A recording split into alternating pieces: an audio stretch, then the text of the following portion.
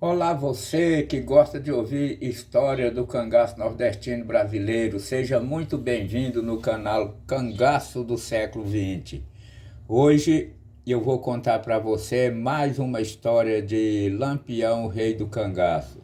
A história de hoje é sobre um confronto que Lampião teve com a polícia numa fazenda chamada Serrote Preto, no estado de Alagoas, onde Lampião matou dois tenentes, um punhado de soldado e deixou outro punhado ferido.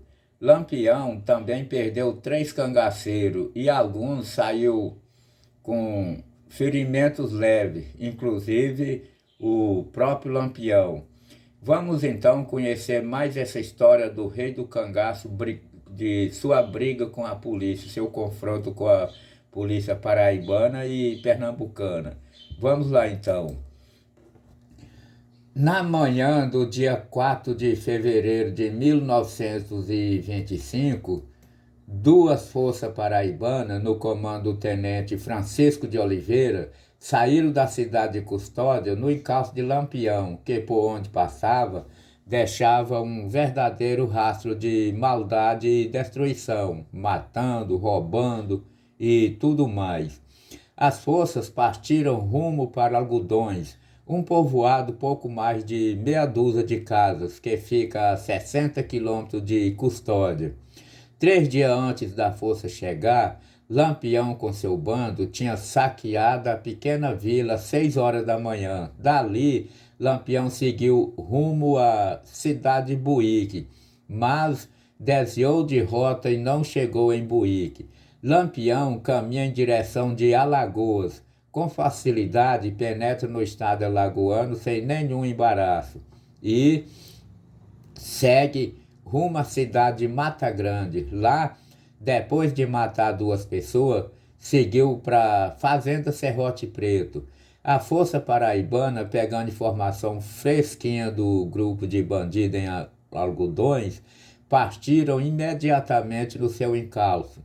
Lampião, supremo chefe do bando, cangaceiro experiente e estrategista, fez questão de deixar seus rastros bem visíveis por onde passava, para atrair a polícia para uma tremenda emboscada. E foi exatamente o que aconteceu. Nessas alturas, a distância que separava Volante de Lampião com seu bando era mais ou menos 4 horas de pé, onde Lampião com seus cangaceiros passavam pela manhã e a força policial ao meio-dia. E assim foram policiais e Lampião com seu bando aproximando cada vez mais.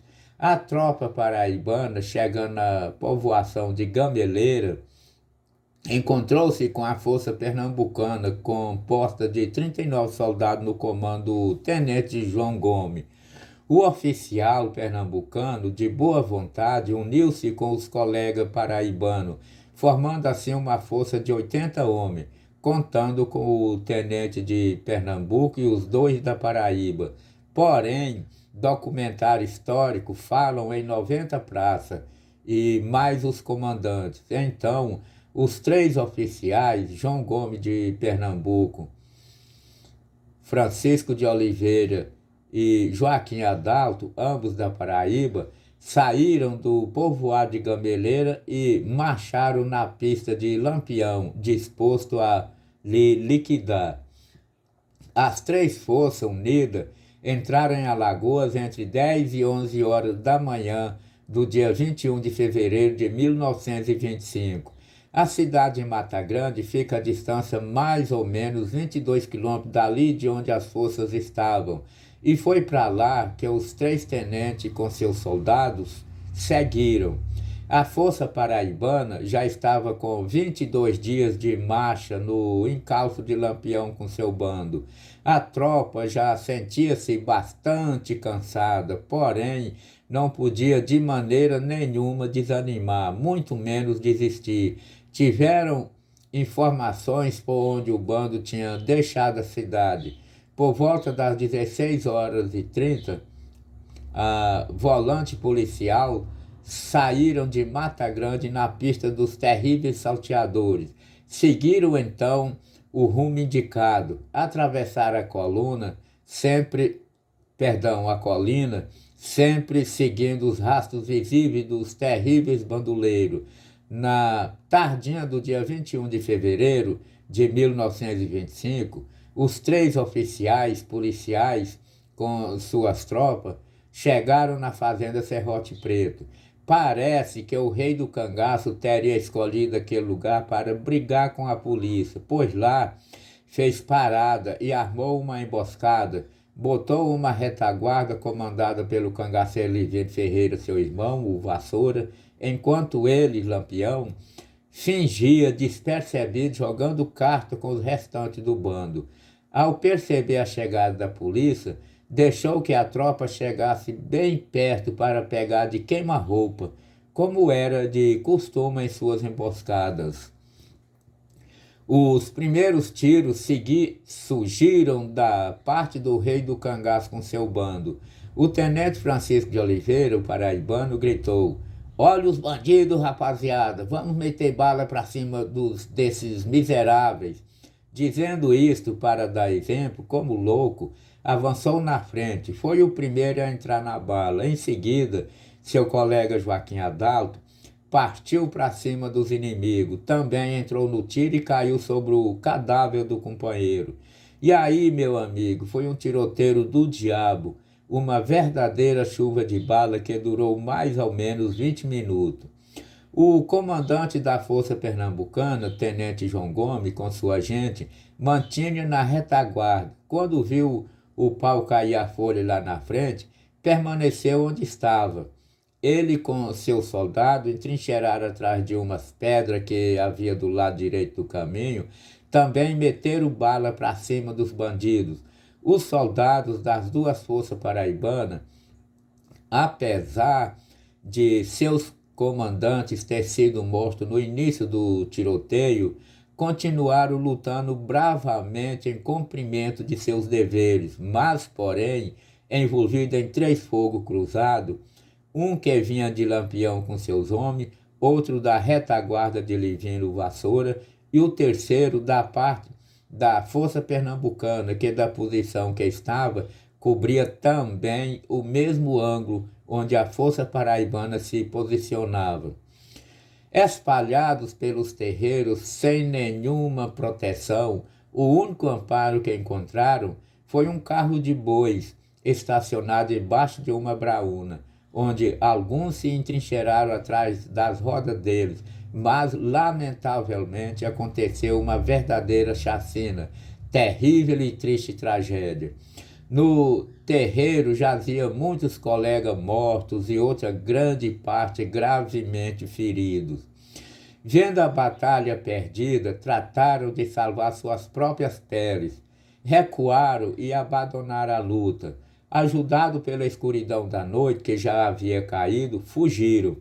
O tiroteio durou 20 minutos, tempo suficiente para deixar mortos os oficiais Francisco de Oliveira, Joaquim Adalto, 15 soldados e 11 gravemente feridos.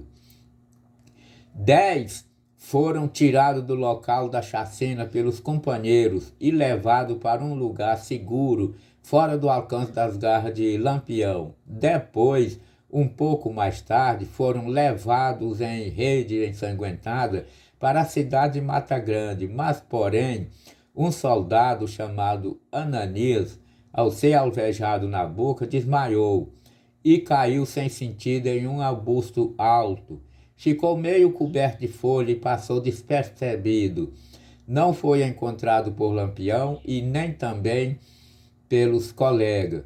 Sua história contaremos no próximo vídeo. 4 soldados pernambucanos, infelizmente, morreram também. 3 morreram na hora e um ficou gravemente ferido.